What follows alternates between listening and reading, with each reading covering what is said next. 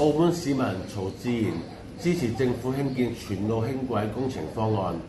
本人看到新聞知道岑浩輝特首想諮詢市民輕軌意見，所以發表關於市民意見爭議較大的輕軌石排灣延伸到環市區的意見。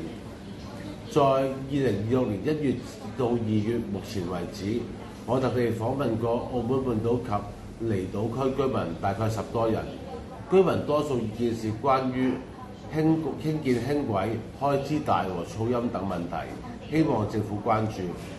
某部分居民對石排灣輕軌延伸到環市區有意見，是因為將來輕軌建成後會擋住部分金峰南岸單位景觀。我認為情況是塞翁失馬，焉知非福。將來輕軌建成後，對整個金峰南岸社區都會有好處。宏觀來說是好消息，微觀來說也不是壞消息。